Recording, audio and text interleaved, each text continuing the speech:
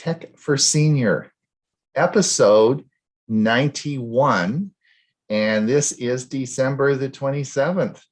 It is what is it, 15 degrees Fahrenheit in my little part of the world, so it is cold. Anyway, welcome to the show today. We have about 75 people that have braved the cold weather to come and listen to us. So we hope we have a big show for you today. Lots of fun. Who are over on YouTube, about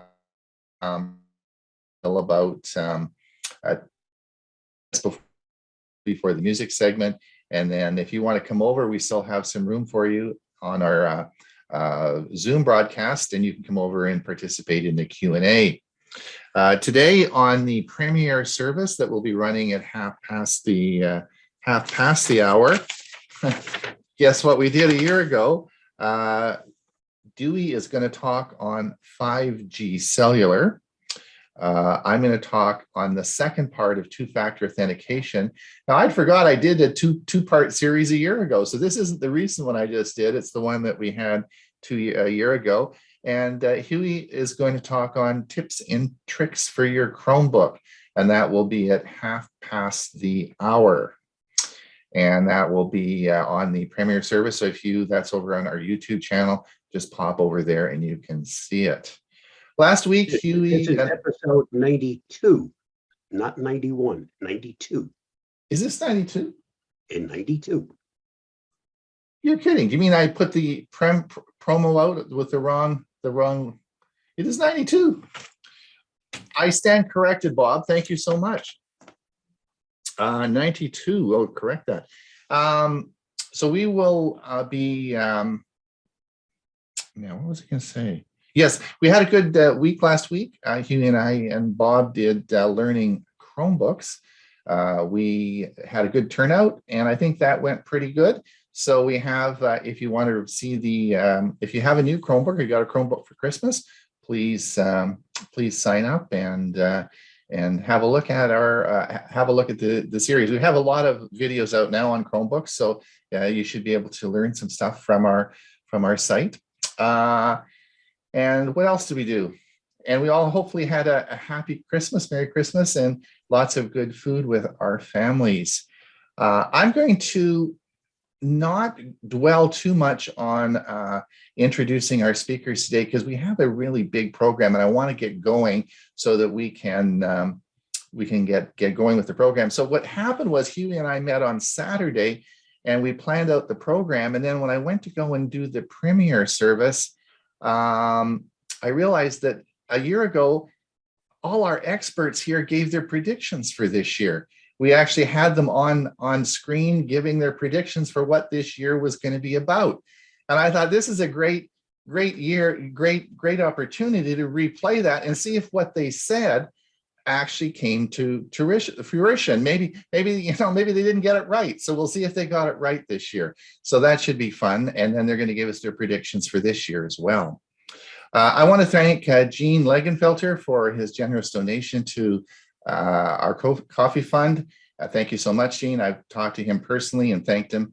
Now, let's see what, Hewie, where the heck are you? Do you remember what you said last year? Yeah, I actually went back and watched. You peeked. You're not supposed to. You're not supposed to peek. I told you guys not to do that.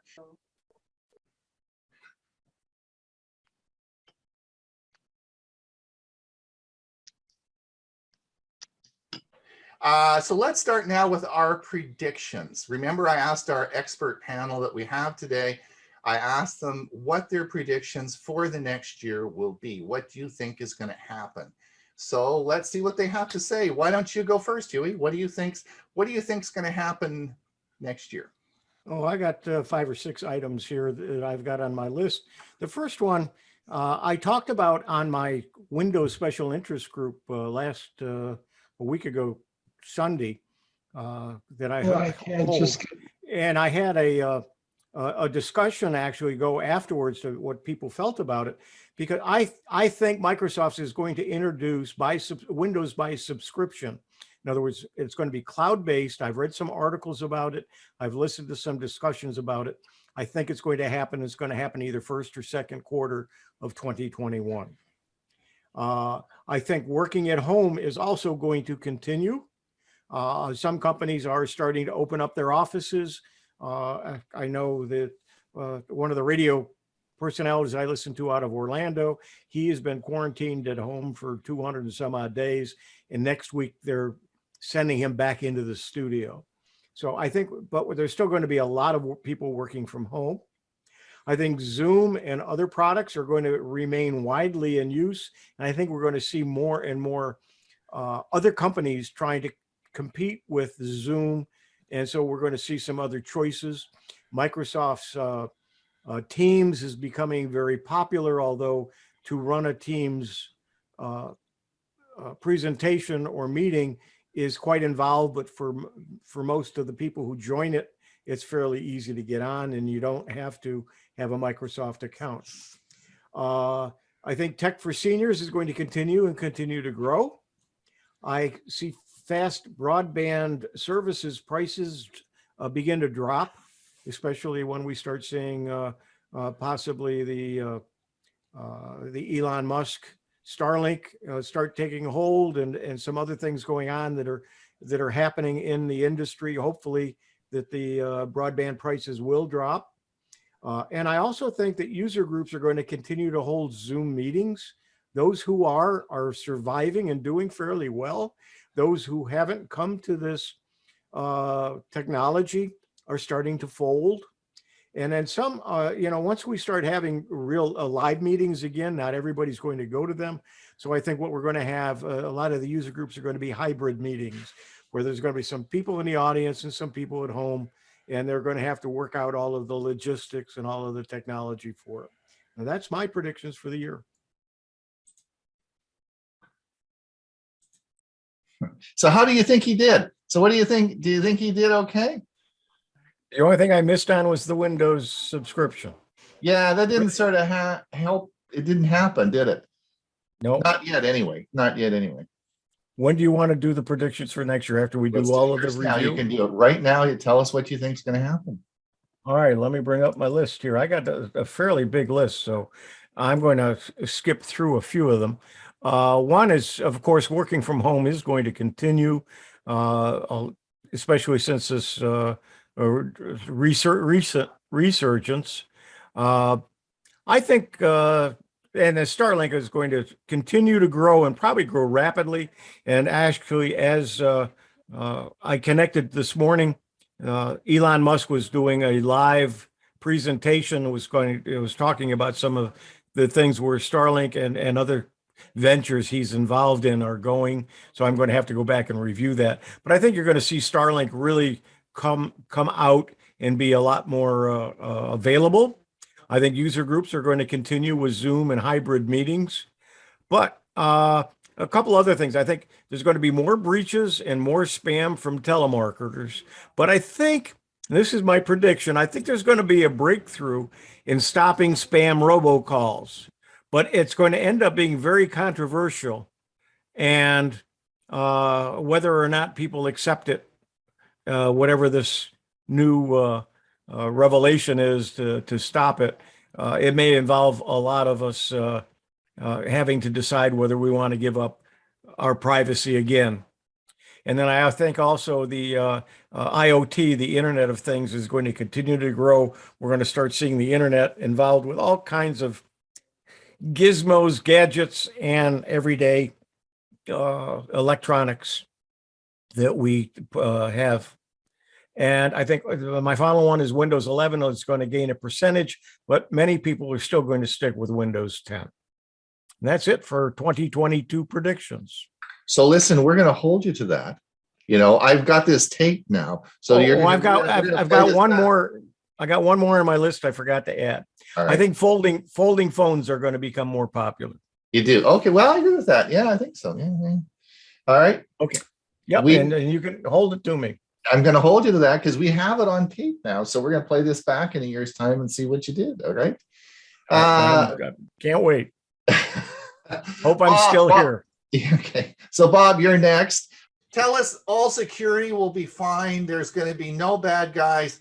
and we will live happily ever after in the new year. I have a bridge I'd like to sell you. You're going to wind up with more COVID-related infections, fake vaccination offered. You will have an increase in healthcare and pharma. They're probably going to have some changes in passwords and the way they're being used. It's simple. No matter how much you preach, they're never going to change. So you can expect more restrictions. You're going to have to start using your smartphone as some kind of secondary identification. Most of us already use two-factor authentication, or many of us do, but it's going to be more prevalent because the passwords alone don't work. There'll be other biometrics, facial recognition, handwriting, all kinds of different things, fingerprints. Deep fake, be careful. That's getting to be to a point you can't tell the difference between a fake and a real. And more people are going to fall for things that look so genuine because they are getting much better at fooling people. And as soon as you click on one of those things that you believe to be the real, genuine article, now your problems are really going to start. That's just some of the things, but expect another increase, especially because more people are now home, more people are using their smart devices, and the more of us use it, the more money the crooks can make when they get into our information. Well, how did he do? Did he do okay?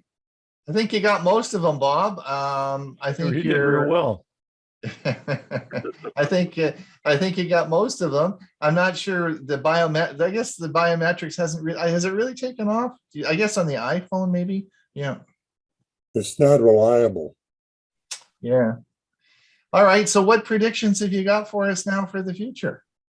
Ransomware expected to continue to increase, Right. and it's going to hit more platforms. You think you're safe on your Apple device. That won't be that way for long. The more popular things get, the more they'll get hit by ransomware and other infections. There's also going to be an increase in infrastructure getting hit, healthcare, and the ransomware will also start hitting individuals more frequently. They've concentrated pretty much just on companies last year. Expect that to increase for people. Phishing is going to increase. They're getting better at looking like the genuine article, so more and more people will be fooled. And a little more personal, the Norton and Avast merger that's around the corner, the second half of 2022. You're still going to have separate brands continue just as they are now. They'll probably get some, Norton will gain something from Avast and Avast will gain something from Norton. But I think you're pretty much going to keep the brands that you currently have. We'll see how that pans out because I don't have a clue on that either, but we'll see. Very interesting. Well, we're going to hold you to it. We're taped this. We got it on. We got you on camera now, and we're going to see what everybody says. All right, is that it? That's it for me. Thank you, Bob. Let's see who I have now. I think I've got Ray up next. We'll see what Ray said last year about music.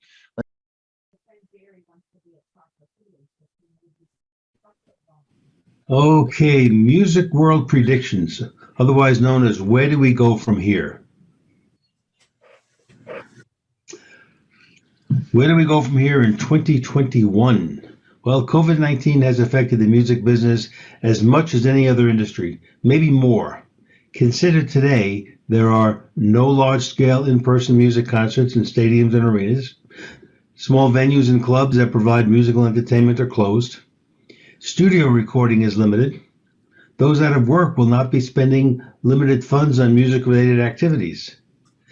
This is a meaningful impact, as musical artists in recent years have garnered most of their income not from the physical sale of recorded music or even streaming and downloads, but from in-person concerts, which also includes the selling of things like clothing and other types of merchandise. So here's my predictions. Prediction number one, concert live streaming to grow. Concert live streaming is when an artist does a live show where there are no or very few fans in attendance. Often these are done from the performer's home, so expenses are kept to a minimum. An example of this new phenomena is the upcoming T-Mobile Presents NYE Live with Justin Bieber, set to broadcast live on New Year's Eve with two rebroadcasts during the next 2 days. Nosebleed seats for in-person Bieber concerts were easily over $100 each, but this live streaming concert is only $25. In fact, T-Mobile customers have free access. So lesser known performers can also gain money from these types of broadcasts using such innovative concepts as a tip jar. Prediction number two, music streaming will continue to expand.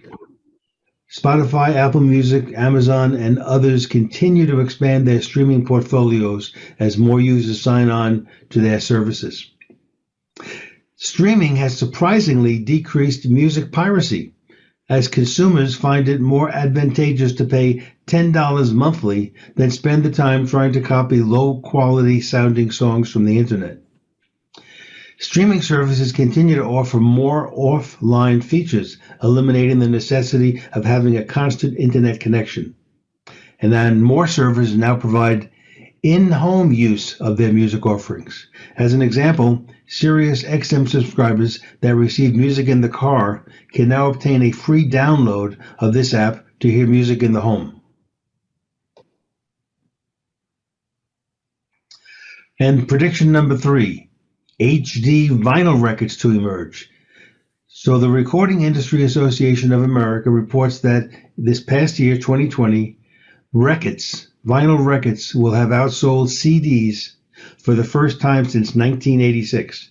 Think about it. Those of us who can remember back in the mid-'80s how when CDs came in, vinyl records would be gone. Well, in fact, vinyl records are still here, and CDs may soon be gone. Record sales accounted for 232 million of music sales in the first 6 months of 2020, while CDs brought in only about 130 million. So there's a new process in manufacturing vinyl records that has emerged, and this will make the creation procedure more digital related. So the outdated process from last century in making a vinyl record has improved to a fast and eco-friendly method of offering the best analog possible. Thank you, folks. Those were Well, what do you think? Do you think that was Ray's prediction a year ago? What do you think, Ray? I think some were right on, but some I don't think the new version of the improved version of creating vinyl records has really hit home. They're still having a backlog of trying to get that up to speed. So what do you think is going to change? What are your predictions for this year? A little bit quicker. I think large screen monitors, and they've just started to come out, and I think they're going to be a big seller. These are ones that actually rotate. You can make them either sideways or straight up and down, portrait or landscape, and you can rotate them. And those are really going to be popular to people that have limited desk space or in a small area. One monitor large enough to really accommodate where you can have multiple screens open on the one monitor. I do think Windows PC sales will increase substantially. I don't think people are going to wait till 2025 to buy a new Windows 11 computer. I think they're going to go out and buy them next year. So you're going to see that change.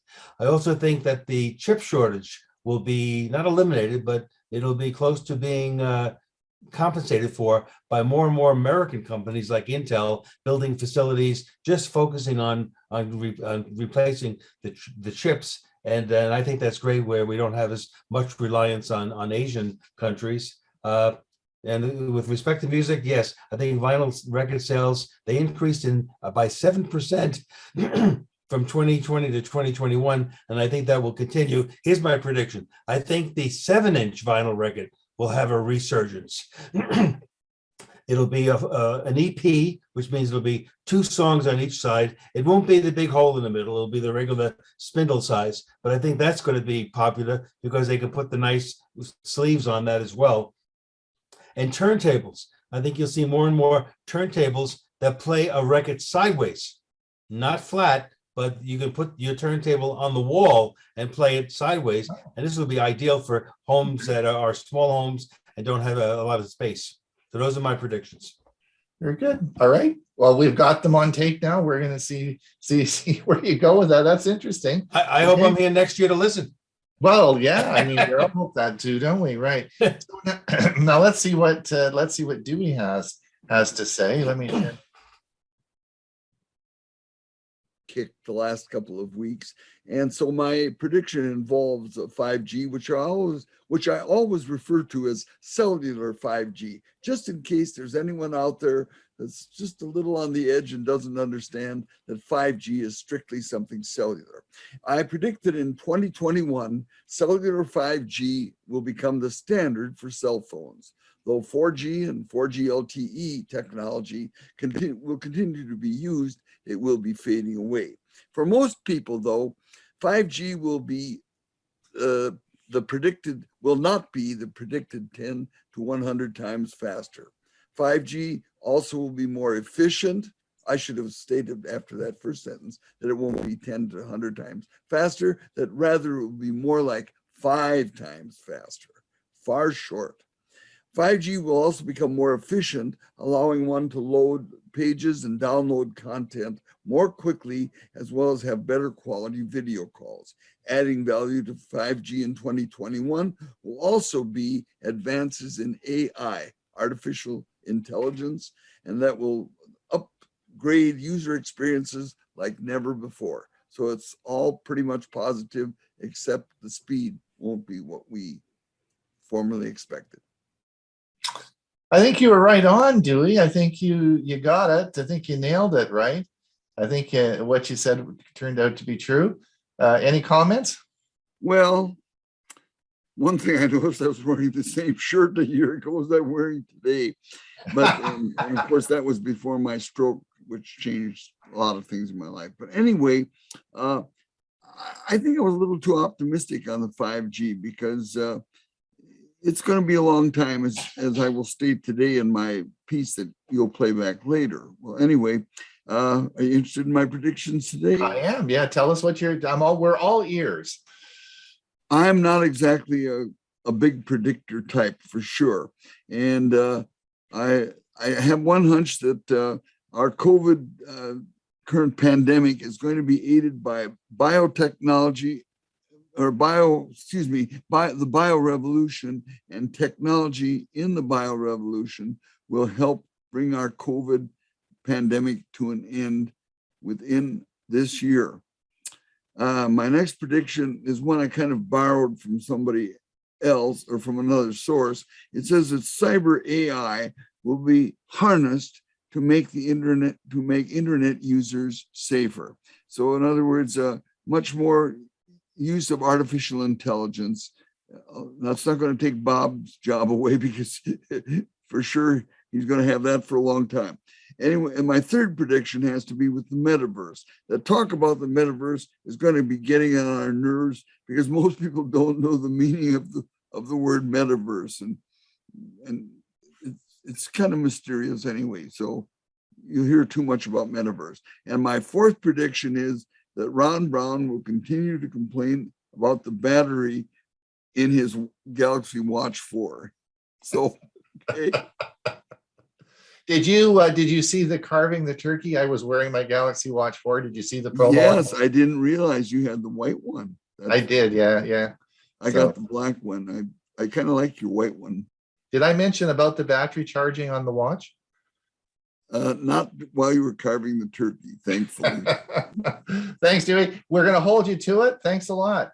Now, Bill James, of course, didn't give us his predictions last year, but he's going to give us his predictions this year. Now, Bill, you have 5 minutes and that's it. I know you've got a whole page of predictions.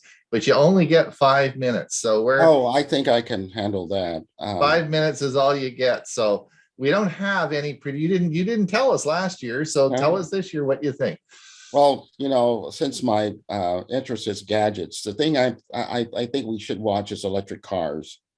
I think with the Tesla's getting more competition, and with the launch of Ford and Mercedes and Rolls-Royce getting into the fray, that these cars are going to become more commonplace. I think the range is going to no longer be an issue, as well as places to charge them. And the two vehicles I think we need to really watch is the Ford F-150 Lightning and the Lucid Air. And there's also a third pickup that's called the Rivian RT1. The Lucid Air and the Rivian truck both garnered Motor Trend's Vehicles of the Year this year for 22. The other thing is the Tesla Cybertruck. I don't think that that's going to make 2022. It was slated to be in production by 2021. It's got delayed, and so I think it'll be another year before that shows on the horizon. And another surprising thing that Tesla is doing is the Tesla smartphone. That was a surprise, and I think we should watch that. It's going to be tied with a lot of the Elon Musk ecosystems, the car, and it's going to be controlled with that, as long as, among other things, as well as Starlink. It's supposed to be powered by Starlink, as a matter of fact. And then there is the conglomeration that is going to be looking at trying to make the Internet of Things all compatible. It's called Matter. We'll probably see more devices with that logo on it. So that means that when you buy a smart device with the Matter logo, it should work seamlessly with your other devices. I think Microsoft is going to continue its focus on cloud. They're building their, they're the number 2 public cloud provider at the moment, and I think they're really striving to become number 1. I agree with Hewie on the foldable phone, and someone to watch for is Apple's supposed to be introducing its iPhone 14 Flip. So that means it's going to get, we're going to see probably foldable phones becoming more affordable as more people, companies get involved with. And lastly, the probably most ridiculous thing that happened in 2021, and we want to see if it will actually flourish in 22, is the LG foldable TV. It came about at an astronomical $90,000. And something that's funny that I read, that Tom, who produces Tom Sky, he said this. It says, perhaps LG will learn lessons from this fancy TV that will make it cheaper in the future, or help other products get better, or even open up possibilities for entirely new categories in the coming years. There's a lot of lessons that can be learned from bleeding edge technology. But the bigger lesson, I think, TV manufacturers, and this also pertains to others as well, will have to learn the hard way that 6-figure prices aren't remotely realistic. Right. And is that it? That's it. There you go. We're going to hold you to this. Now you've got to get out on the limb there. You're a little more further out than the rest. The rest of the guys sort of did very comforting stuff. That how can you be wrong on saying 5G might be a little bit better, right? But I really go to limb on the electric cars. But I think that's really going to be that's good. We're going to be surprised. We'll see. I'm going to give you my predictions now. Bob, you're probably getting teed up and getting ready to go. Yep. And let me just give you a couple of my predictions.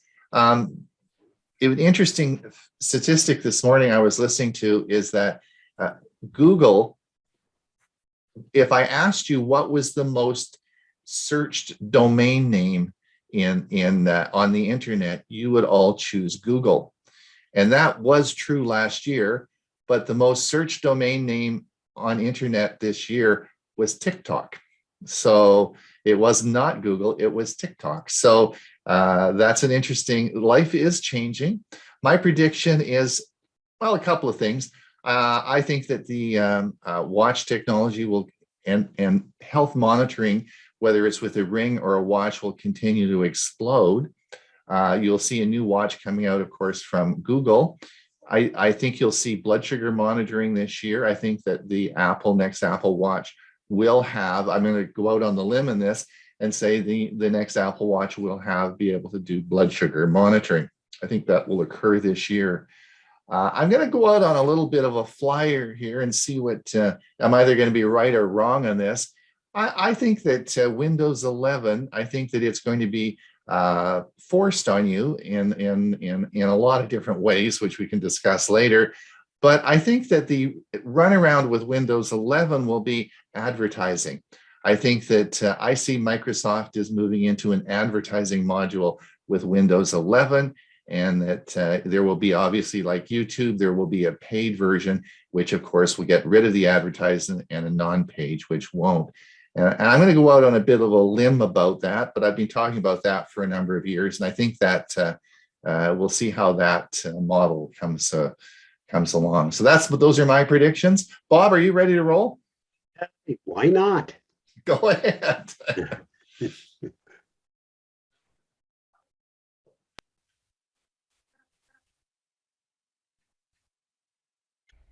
Here is the Avast Security News Roundup for the week ending December 24th, 2021. Global IT services provider Inetum hit by ransomware attack.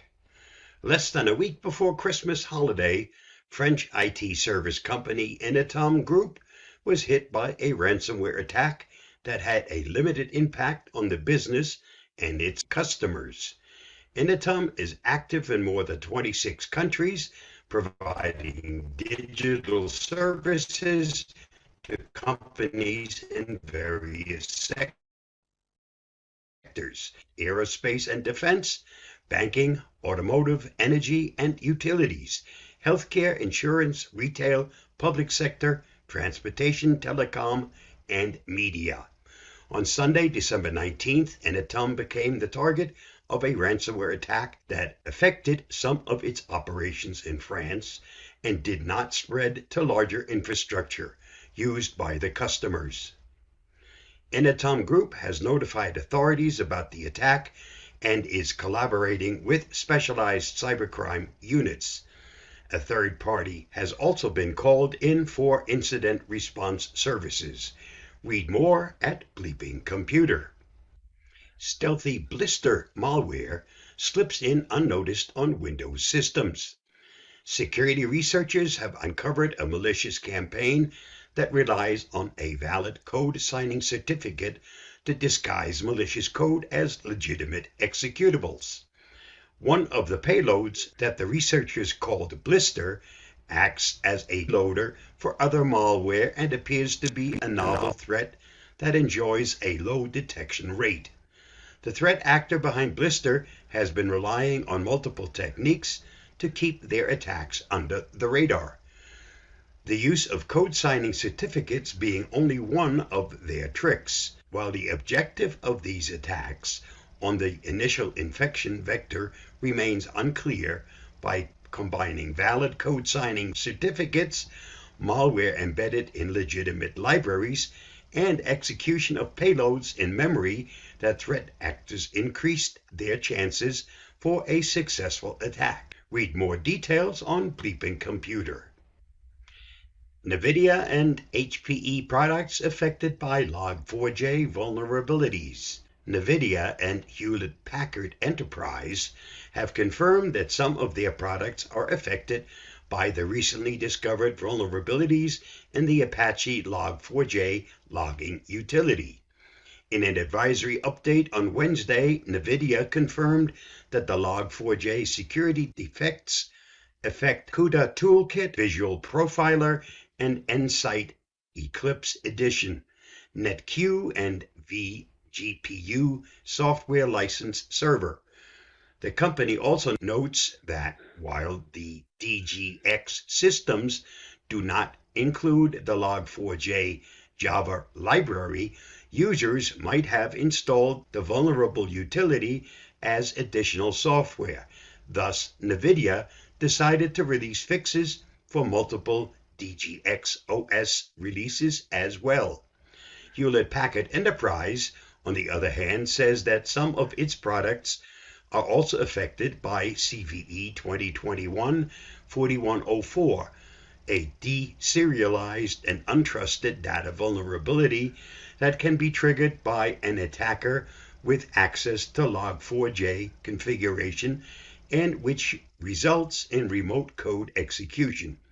Only Log4j 1.2 configured to use JMS appender is affected. The company has identified roughly 60 products that use the vulnerable library and has already published security notices, including patches and mitigations, and security bulletins for them. You'll find details at Security Week. Hackable infusion pump is a ransomware risk to patients. Security researchers have long warned that the largely theoretical risk of security vulnerabilities in increasingly connected medical equipment. But McAfee Advanced Threat Research recently demonstrated that the risk has become very real, as vulnerable equipment is left exposed by hospitals that have been kneecapped by strict change management policies. A team of ATR threat researchers recently revealed the outcomes of a more than 18-month investigation into security vulnerabilities in medical equipment such as automatic infusion pumps.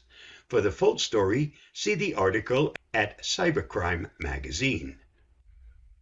Bots are stealing Christmas. Here are just some of the malicious automation trends. 4-time increase in automated online gift card lookup attempts. 10 times the increase in malicious login attempts due to credential stuffing. Discovery of a new type of sophisticated all-in-one bot used primarily during hype drop sales that is more efficient and effective than its predecessors. Majority of Black Friday bad bots come from the US, followed by Australia and the UK. As we approach 2022, a frequency and severity of bad bots continue to threaten online businesses, said Sam Crowther, CEO of Hasada. The level of sophistication we are witnessing within the botting community is at an all-time high as they continue to collaborate and improve upon their methods to conduct online fraud and generate profit through the use of malicious automation. Details are available at HelpNet Security. This week's must-read on the Avast blog.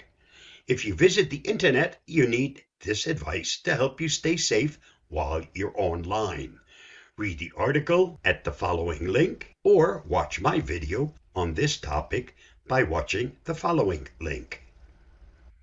And that wraps up this week's Avast Security News Roundup. Stay safe, stay secure, and I'll see you again next week. Bye-bye.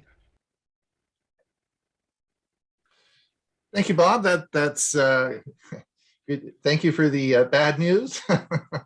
I guess we're going to have to stay on our toes and keep listening to you, right? Stay on your toes. Stay on our toes, right? For those of you who don't know, Bob does, of course, a lot of videos, not just on security. Thank you so much for all you do. His videos and all the work he does can be found in our newsletter. The links to the links are there in the newsletter, so please go and have a look. He does produce it, particularly if you're just getting started on Windows 11. He's got a whole bunch of Windows 11 videos. So thanks, Bob, for all you do, and thank you for your security talk and your predictions. All right, let's get on. And Dewey prepared a segment. Let's see what Dewey has to say today.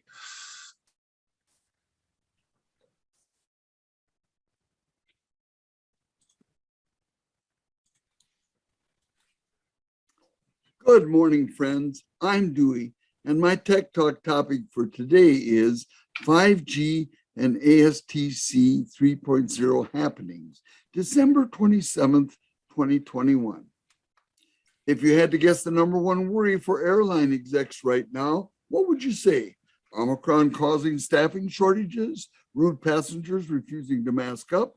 Well, in a story last week at morningbrew.com, what the industry is most concerned about, according to Southwest CEO Gary Kelly, is the arrival of a new 5G wireless service standard from AT&T and Verizon on January 5th, 2022. Kelly argued that this launch will interfere with key cockpit systems and lead to major air disruptions for travelers in the new year. United Airlines CEO Scott Kirby said that the 5G rollout could delay, divert, or cancel perhaps 4% of daily flights. The trade group Airlines for America projected 5G-related delays will cost passengers $1.6 billion annually if 5G is implemented. So why can't 5G and cockpits get along? Well, airline execs say cellular 5G C-band signals could conflict with cockpit systems used to track a plane's altitude and help with landings in bad weather. A dense fog rolling into Chicago's airport, O'Hare Airport, might deem landings unsafe. This could wreak havoc, scheduling havoc across U.S. airports. The morningbrew.com article continued saying that in response to these concerns, telecom leaders are playing the world's smallest violin. Rather humorous. Wireless companies paid more than $80 billion for the rights to C-band and are not about to let airlines executives ruin their much hype push into 5G wireless networks, especially when they consider those concerns unfounded. The aviation industry's fear-mongering relies on completely discredited information and deliberate distortions of fact. Nick Ludlam, Senior Vice President at the Wireless Trade Group Consumer Telecommunications Industry Association, said recently. Telecom and aviation industry leaders are locked in high-stakes negotiations with the White House and government regulators over a deal that would dim their 5G signal power near airports. This topic was discussed at last Thursday's Tech for Seniors live show. Now, Ray Baxter commented that cellular companies do a lot of business around airports and want to be able to provide 5G service there as well. Ron Brown mentioned that 5G has already been deployed in parts of the world like Southeast Asia and India, including at airports. In fact, Ron said China is now moving into 6G. TFS security staff member Bob Gustisha brought it home, saying, in this case, you have the airline still trying to use old bandwidth, which really should be retired. And that's where the problem comes in. They're behind and don't want to upgrade and move away from old technology. I think Bob made a very strong point. However, development, testing, and implementation of new control systems, which would be compatible with cellular 5G C-band, is certain to take several years. Considering that there are more than 60 airlines, both domestic and international, flying several thousand planes in and out of nearly 6,000 public airports in America, gives a pretty good idea of the scope of the problem. You may expect to hear more about this dilemma in coming weeks, for sure. US and Canadian telecom carriers have been hyping 5G for several years, claiming blazingly fast upload and download speeds that could usher in everything from driverless cars to movie downloads in less than a minute. Of course, that clearly hasn't happened for most people. Luckily, in the US, that appears to be changing, according to a story at gizmodo.com last week, revealing that a new report by Ookla placed the US at the very top of the list of 40 countries in terms of 5G availability. By the way, Ookla is the company that offers speedtest.net for free testing of internet speeds. To determine these results, Ookla tested to see what percentage of users with 5G devices spent the majority of their time actually on 5G during the third quarter of 2021. Under that criteria, the US ranked number one with 49.2% availability.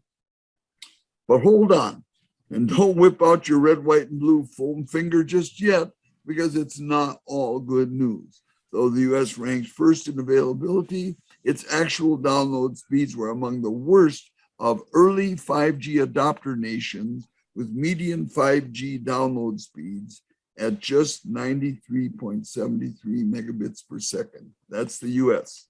This was far lower than the United Kingdom's 184.2 megabits per second, and way lower than number one South Korea's 492.48 Mbps. Wow. The US placed approximately the same for upload speeds as well. A separate 5G availability analysis from opensignal.com earlier this year determined that T-Mobile testers were connected with 5G just 34.7% of the time. Now that's not great, but it looks phenomenal when compared with AT&T's 5G connection rate at 16.4% and my beloved Verizon's rate of a measly 9.7%. Ooh. One critic termed AT&T and Verizon as fake it until you make it. I think that's humorous. Nevertheless, it needs to be remembered that number one, telecommunication companies in both the US and Canada have spent billions implementing 5G and buying spectrum. And two, predictions are that 5G and more advanced technologies will likely be continuing to roll out for perhaps a decade. Informed smartphone users presently seem pretty laid back about 5G, and few are willing to spend the extra dollars for relatively modest increases in speed. Now, on the other hand, fixed-based 5G, totally different from cellular 5G, it's from and transmitting antennas to homes and businesses, it's another story. I think I just found my topic for next week's Tech Talk. Just wait and see. The popularity of cable and satellite TV has taken the shine off broadcast antenna TV for the past 40 years. ASTC 3.0, also known as Next Gen TV, is broadcast TV with ultra high definition 4K video, HDR, and so forth, lots of other stuff for an amazing picture. And they plan to make antenna TV great again. ATSC stands for the Advanced Television Systems Committee. It's a television industry-sponsored group that promotes and helps establish international broadcast TV standards, and that's their logo at the right. CordCuttersNews.com reported last week that Next Gen TV is launched at WHTM TV in the Harrisburg, PA television market. It's common in Next Gen TV launchings that other area stations, whether they're over the air, cable, or satellite, cooperate to ensure the new Next Gen station's current programming remains available to all viewers using the present standard. You understand, the new stations don't have enough bandwidth to do both for a while. Antenna viewers can simply rescan their TV sets to ensure full TV service. With Next Gen TV, viewers will get improved video and sound quality, added voice clarity, consistent volume across channels, enhanced internet content on demand, and advanced emergency alerting functions to help keep viewers better informed. I first told you about Next Gen TV last April, and I'll refresh your memory on it next week, along with updated information on 5G fixed base, which I told you about, which provides home and small business high-speed internet. I'll close today's Tech Talk with this brief story. At last Thursday's Tech for Seniors Live, my good friend Ron Brown was again belly aching about the short battery life of his Samsung Galaxy Watch 4 because recharging his Watch 4 takes longer than his morning shower and getting ready for the day. Then he consequently has to go back downstairs later, get his watch, but he sometimes forgets, which inconveniences him and really screws up his busy schedule. For what it's worth, Ron and I both bought our Galaxy Watch 4s when they were introduced early last August. I had the same problem once, so I went to Amazon and spent $13 for a pair of chargers. Later today, I plan to send one of these 2 chargers to Ron as a gift. It'll probably cost me way more to send it to Canada than the $6.50 I paid for it, but if it makes Ron's life happier and stops his grousing once and for all about the watch's battery, it'll be worth it. Well, that's my Tech Talk story for today, and I guess I'm stuck with it. Well, stay safe. Have a great day. Happy New Year. And the good Lord willing, we'll see you in 2022. Well done, well done, well done. And I look forward to my Christmas present. Yes, indeed. Yes, indeed. Well, thanks so much. Just before we get on to Ray's segment, I want to thank all of you over on YouTube who are watching. If you want to pop over into our Zoom meeting, that's fine, and participate in the Q&A at top of the hour. Come on over. Otherwise, we're going to stop the broadcast now over on YouTube, and we wish you well, and we'll see you next year. We'll be back again next Monday, of course, and but that will be next year. So we'll see you again in about a week's time. Okay, Ray, take her away. Word of the day, palindrome. How often do you hear a palindrome? That's any sequence of characters which reads the same forward as well as backwards. Certainly the band ABBA easily qualifies with these letters taken from the first names of the 4 band members, names I will not even try to pronounce, for this Swedish pop group that was formed in Stockholm in 1972. Now, without doubt, they are one of the best-selling musical acts of all time. Their heyday was from 1974 to 1983, almost a decade, when the 2 married couples produced a total of 48 single releases that became hits. But much of the success may have been a contributing factor to both marriages ending in divorce. Nonetheless, 10 years after the group broke up, a compilation album titled ABBA Gold was released and became a bestseller as well. Now, longtime ABBA fans know that the last new material album released by them was titled The Visitors back in 1981, at a time when the brand new compact disc format was just getting started. Fast forward to last month, 40 years later, mind you, and they have reunited to record brand new songs on a just released Voyage album. Here, the band explains the reason why. They say, to tell the truth, the main inspiration to record again comes from our involvement in creating the strangest and most spectacular concert you could ever dream of. We're going to be able to sit back in an audience and watch our digital selves perform our songs on a stage in a custom-built arena in London next spring. Basically, ABBA Voyage will be a concert residency featuring ABBA as virtual avatars, accompanied by a 10-piece band at the Queen Elizabeth Olympic Park in London. Now, if you're interested, more information can be found at abbavoyage.com. Now, in 1980, the ABBA song Happy New Year was released with words that for some of us may still hold relevance today. So let me play that now. And I'll say Happy New Year to everyone. Well done, well done. Thanks so much. It's a song I don't often play that at Christmas, eh? Is that a? Well, I was looking for something for the new year to begin. This is our last show in 2021, so yeah. And that seemed to be pretty appropriate. Yeah, it does. Yeah, it's good. It's good. Thanks, Ray. Welcome. Thanks so much. Great. Yeah. All right. Well, this is our last show this year. So those of you who have to leave right now, we want to wish you a happy new year, and we'll see you next year or next Monday, whichever comes first. We'll certainly do that. we're going to move into our question and answer period now.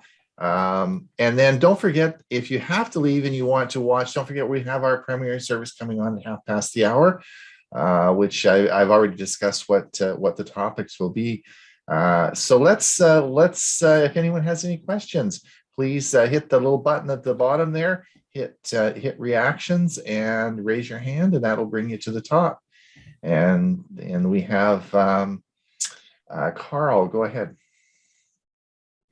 A couple comments. Ray, what goes around comes around. I have a 2006 Gateway monitor with a DVI input, and of course S channel and all that stuff. I'm still using today with my HP desktop. And I noticed when we were talking about age, I was trying to figure out what age is it, 80, where you have bragging rights? Because when somebody said they were older, everybody else scoffed at them and said they weren't the oldest. Mhm.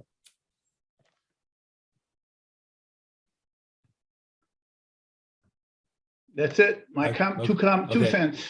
All right. Okay, there you go. Bill, go ahead. Unmute yourself.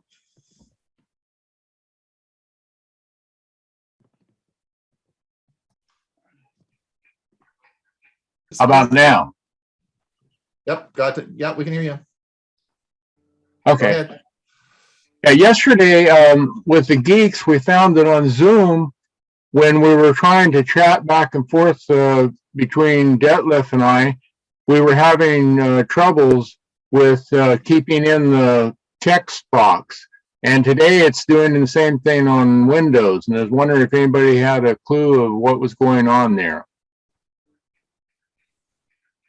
I do not, it's been functioning just fine as far as, I can't answer that. I don't know if Zoom's having any problems. I'm not aware. Well, last Thursday, I believe it was, when you and Hewie were talking about the PWA or whatever it was, different ways of running it on the Chromebook. We thought maybe it was a Chromebook issue, and actually it's doing it on Windows for me today. So it's more of a Zoom issue, I think.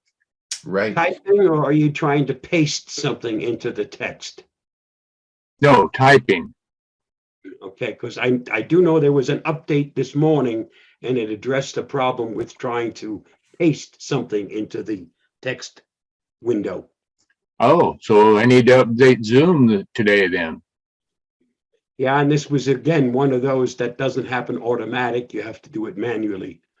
They have their major ones which happen automatically if you have your settings set up right. And then they have their minor in-between ones, which if you catch them, you update it. I check every day to see whether there's an update, even though mine is set for the quick update. And there was one this morning. We'll give it a try then. Thank you. Okay. Bill, I'm not having any problems with my chat box. No, I'm I'm not not either. sure what, so I don't know what the issue is. Yeah. So we'll see. So what Bill was mentioning, and I think that's important, I'll put it in our newsletter as well. I talked about PWAs, or progressive web apps, and that was going to be my topic for next week. But in short, particularly if you have a Chromebook, what you really want to do is to go to the Play Store and download. If you search Zoom, the only thing you should find now in there is a PWA app, or a progressive web app for Zoom. And I outlined that in the video that we did last Thursday, Learning Chromebooks. So if you have a Zoom app that's an old app that you have there, you should delete it and then put the new PWA on there, and you will find that it looks just like the Windows version. So that's one of the reasons why we have many people that have talked to us and say, "Hey, I can't see how to turn on closed captioning. The controls aren't there," and they weren't there in the old Android apps that Zoom had. So what you want to use, and we'll talk more about what a progressive web app is next week, but you want to go to the go to the Play Store and download the PWA app for Zoom. Now you shouldn't find any other Zoom apps there. They're at least when I log in, there are no, they've taken them all down. So the only one that you would get now is a PWAF. All right, Dorothy, you had a question? Ron, if you don't mind, what do you use the coffee fund for, and what is a kind of average donation? Oh, we'll probably talk about that. Well, let me address that now. I have to do a budget. I'm going to do a budget this week and sort of let everyone know the beginning of the year. Our expenses to run Tech for Senior and all the services we do is roughly, I think it's I haven't figured it out lately, but it's around $1,000 to $1,500 a year. And these are all licensing fees that we use. Okay. So what the coffee fund is, it's a way of people of donating money to Tech for Senior to supplement that, to pay for the $1,500 or whatever our services, are this year. And I think it'll be about the same. Now, the good news is last year we had absolutely no problem. We had generous donations. We had lots and lots of people donating. And so we had a very, it's not an issue. I'm sure next year when next week when I discuss that with you, I'm sure we'll get lots of donations and it will cover our expenses. It's really not a big issue. People were like, it was amazing. What the coffee fund is, it's an easy way to get the money transacted for all those, and a lot of people, there's probably 70 or 80 people who generously have donated. There's no fee, there's no cost. You can just donate it and it comes right to us. It's a mechanism by which we can get the money to us. Okay, can you post in the chat where to send it? This is the last week of the year. Right. And I find myself in a better financial situation than I thought I was. Oh, we probably want to get the money then if you want to donate. The easiest thing, Dorothy, it's on our website. No, I'm not buying the whole year. Thank you. Yeah, no. It's on the, well, you can donate as much as you want. It's not based on a monthly basis or anything. Whatever you want to donate, you just put it in. And it's on our website. Just go to www.techforsenior.com and it's right there. It's also in our newsletter. We have the links in the newsletter, and it's on all our videos as well. So the links there, but it's in our newsletter at just www.techforsenior.com. Gotcha. And it's there, and just it's a fill in the blank, and boom, it just happens, and we haven't had any issues with it. And I'll give everybody an update. I zeroed out the balance this last week, and we'll see what I just don't know what the budget is next for this coming year. I haven't just looked at the figures. We'll do that this week. Well, whatever it is, if it's like everything else, it'll go up. The prices will go up. That's correct. And the service will go down. Yeah, so it'll be. I expect our licensing fees will probably be around $1,500 this year. I think that's roughly what it'll be. I don't see any big deals with that, but I'll let everyone know next week. Okie doke. Have a happy new year. Yeah, thanks a lot. And you can keep your snow up there in Vancouver. Thank you very much. Yeah, I know. Well, just looking out there, the temperature is 16 degrees Fahrenheit, so it's still pretty darn cold. For the West Coast. It's about 60, 65 in Oklahoma City right now. Yeah, I know. Sunshine, blue skies, beautiful. Yeah. This is unseasonably cold. It's very, very cold. I mean, it's very odd that usually the West Coast is quite mild weather. Oh, I know the inland up there is usually not bad at all. Yeah. So do we have any other questions? We've got well, since we're doing weather reports in beautiful Sarasota, Florida on the West Coast, it's currently 76 degrees. Yeah, I was just going to say the same thing. Yeah. And it's going to get warmer over the next few days. Yes, indeed. You know what they say, when you're hot, you're hot. Yes, indeed. Where's my mute button? Here. So it's certainly, and I'm worried about, like, a lot of people in their houses here probably are going to have some frozen pipes, so the plumbers will be running around unclearing that. So what does everyone think? Does anyone have the same thoughts I do about Windows and advertising on Windows? I just want you all to remember, now this is an interesting thing that I think is going to happen, is that, do you remember back when Windows 10 first came in, there was all the dirty tricks that Microsoft played? Remember that you guys maybe don't remember. Remember there was the button that said do not install, and when you pushed it, it installed.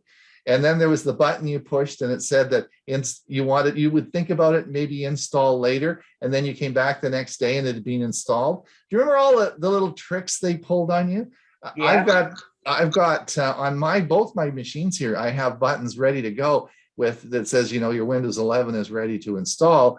And I live in fear that I'll come down in the morning and I've got to do a show or something and it's in the middle of installing. I got this feeling that we're going to get into that. And the reason that I'm saying that I think that an advertising model demonstrated why you should do backups. Yeah. So, and the other thing is that, the model of Windows 10, if you look at Microsoft as a very big company, the amount of money they actually make on Windows 10 software is not, they make a lot on Office, but not on Windows 10. And it's sort of, somehow they've got to start to create revenue with this, and providing it free for everybody, or, the initial licensing fee and sort of running forever just doesn't cut it.